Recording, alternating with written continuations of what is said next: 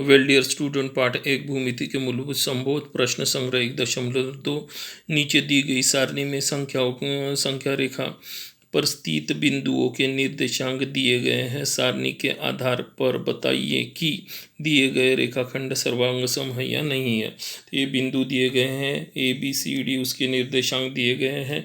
ए का निर्देशांक -3, बी का 5, सी का 2, डी का -7 और ई का 9। तो रेखाखंड रेख डी तथा रेख AB यह सर्वांग सम है या नहीं, ये देखना है। दो रेख सर्वांग सम तभी रहेंगी जब उनकी लंबाई समान रहेंगी। रेखाखंडों की लंबाई समान रहती है तो वो रेखाखंड समान रहते हैं सर्वांग सम रहते हैं। पहला डिस्टेंस DE निकालेंगे। DE के लिए बड़ा निर्देशांक ऋण छोटा निर्देशांक। डी का निर्देशांक देखिए, डी का कौन सा है -7, ई का कितना है 9। 9 बड़ा है -7 से, तो बड़ा निर्देशांक कौन सा रहेगा 9, माइनस के जगह पे माइनस, -7 छोटे निर्देशांक की जगह पे -7। माइनस गुना माइनस क्या हो जाएगा +9 + 7 बराबर कितना आएगा 16। डिस्टेंस DE बराबर 16 यानी DE की लंबाई 16 इकाई है। दूसरा, ए का निर्देशांक -3 है, बी का निर्देशांक 5 है। 5 और 3 में 5 बड़ा है, -3 जो है ये छोटा रहेगा क्योंकि ऋण निर्देशांक कभी भी धन निर्देशांक से छोटा रहता है। 5 बड़ा निर्देशांक है ऋण 2 से। डिस्टेंस AB बराबर बड़ा निर्देशांक ऋण छोटा निर्देशांक। बड़ा निर्देशांक 5 ऋण के जगह पे ऋण, छोटे निर्देशांक के जगह पे -3। माइनस गुना माइनस प्लस, 5 + 3 बराबर 8। डिस्टेंस AB बराबर कितना आ गया 8। डिस्टेंस DE कितना था 16 और डिस्टेंस AB कितना आ गया 8। दोनों की जो लंबाई दी गई है समान नहीं है, इस वजह से रेख D और रेख AB यह सर्वांग सम नहीं है। प्रश्न संग्रह 1.2 का दूसरा, रेख BC तथा रेख AD उसी प्रकार से करना है। रेख BC की लंबाई निकालने के लिए B बराबर, B का निर्देशांक कितना है 5, ये अपन ने गणित में से लिखे। C का निर्देशांक 2, 5 ही बड़ा है 2 से, इस प्रकार से दिखाया गया है। डिस्टेंस BC बराबर बड़ा निर्देशांक ऋण छोटा निर्देशांक। बड़ा निर्देशांक 5, छोटा निर्देशांक 2, ऋण के जगह पे ऋण, 5 में से 2 गया, बचा कितना 3। डिस्टेंस BC बराबर कितना आ गया 3।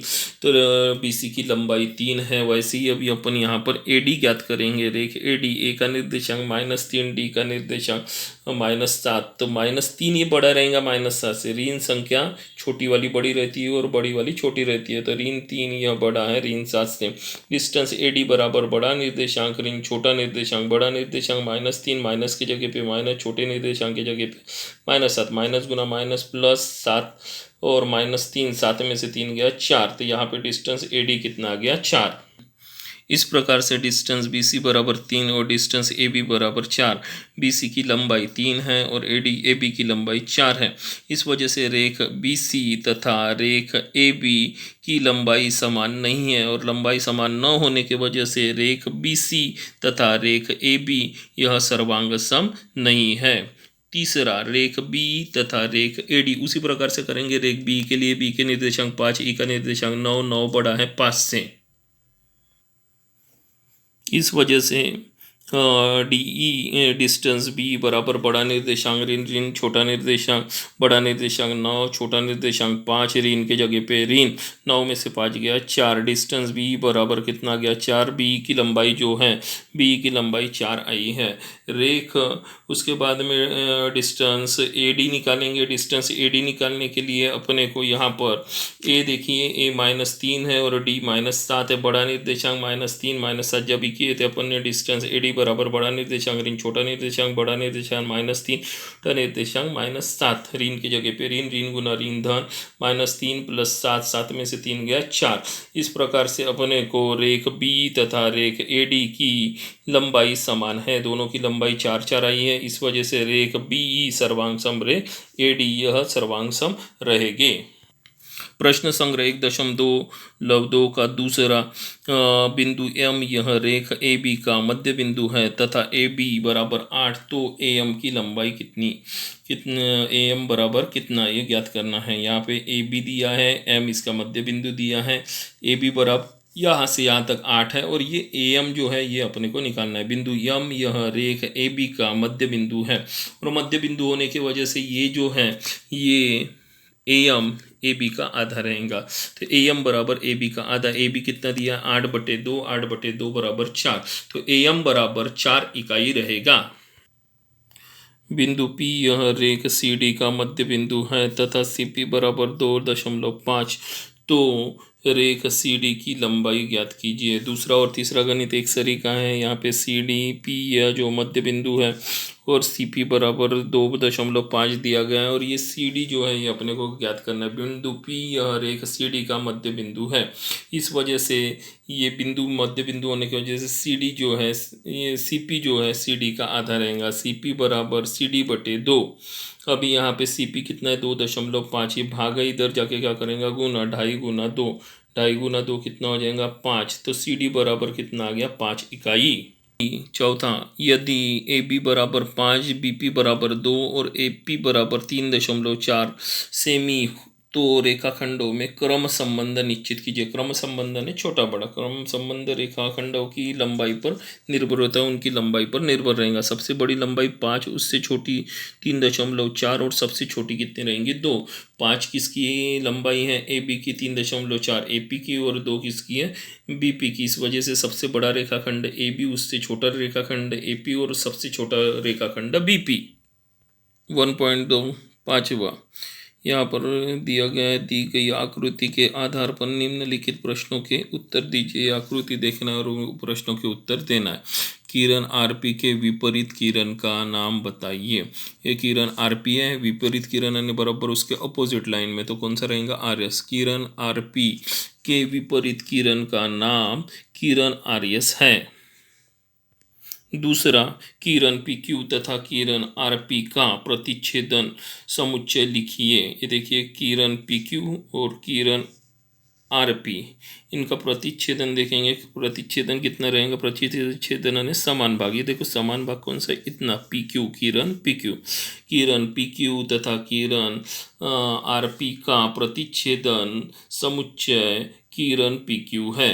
तीसरा, रेख PQ तथा किरण QR का संग समुच्चय लिखिए। ये देखिए कि जो है रेख PQ है और ये किरण यहाँ पे QR दिया गया। इसका अपने को देखना है संग। संग ने सभी घटक एक बार देखेंगे तो सभी इसमें क्या आएगा किरण QR ही आएगा। कि रेख PQ तथा रेख किरण QR का संग समुच्चय किरण QR है। चौथा, रेख QR यह कौन कौन से किरणों का उपसमुच्चय, यानी ये जो है किस कौन से समुच्चय का, यानी बड़ा वाली संख्या से छोटी छोटी संख्या जो उपसमुच्चय रहेंगे। ये किरण ये रेख RQ किसका उपसमुच्चय रहेगा किरण RQ का, ये बड़ी है। वैसे ही ये किसका उपसमुच्चय रहेगा किरण QR का।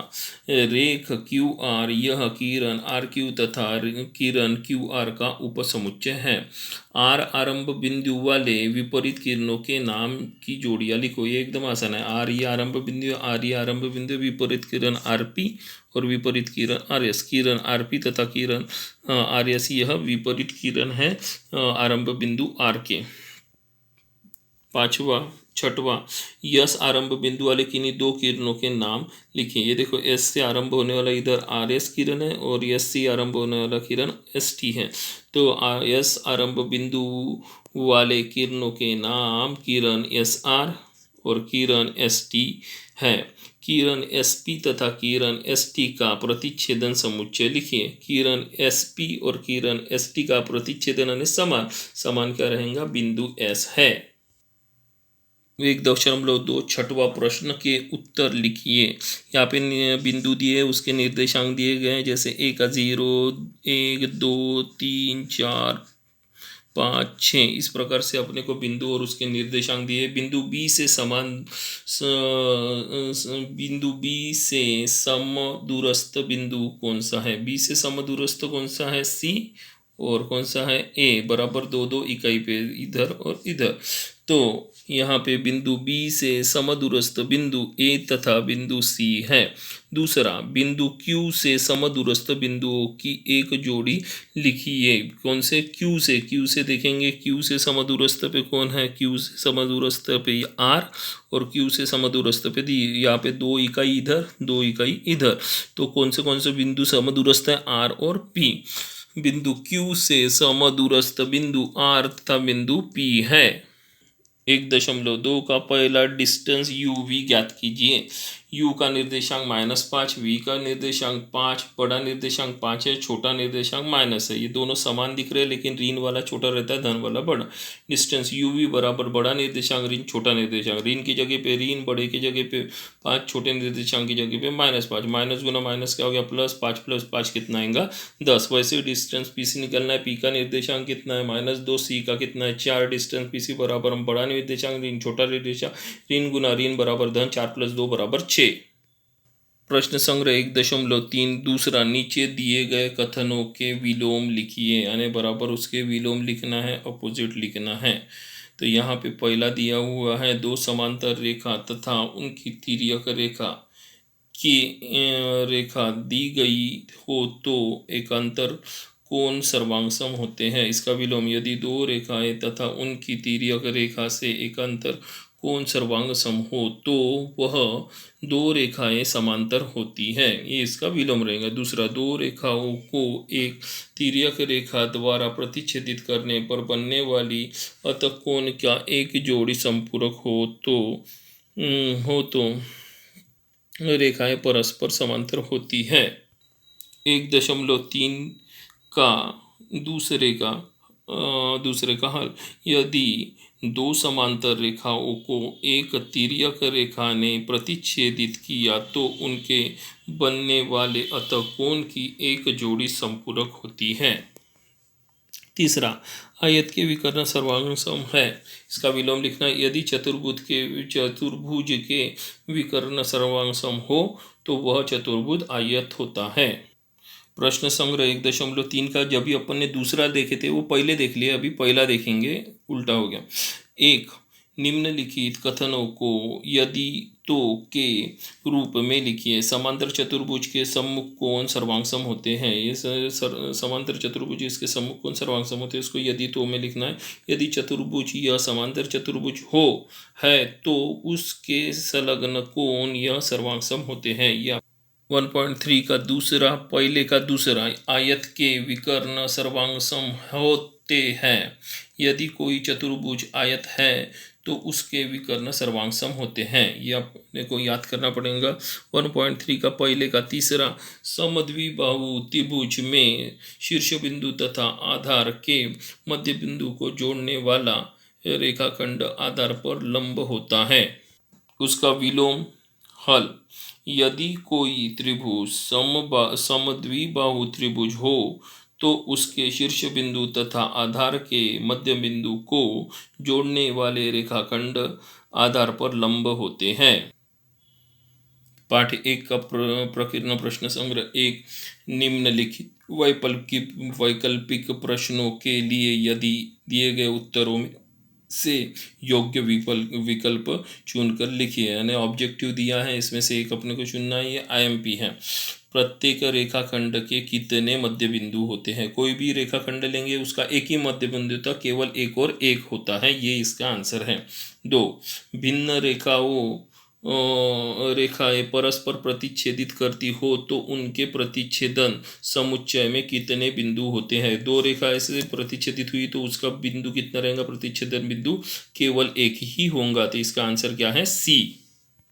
तीसरा, 3 भिन्न बिंदुओं को समाविष्ट करने वाली कितनी रेखाएं होती हैं? जैसे देखो 3 बिंदु दिए हैं, उसमें से एक रेखा जा रही है, यहाँ पे भी 3 बिंदु दिए थे, इसमें से 3 रेखा जा रही है।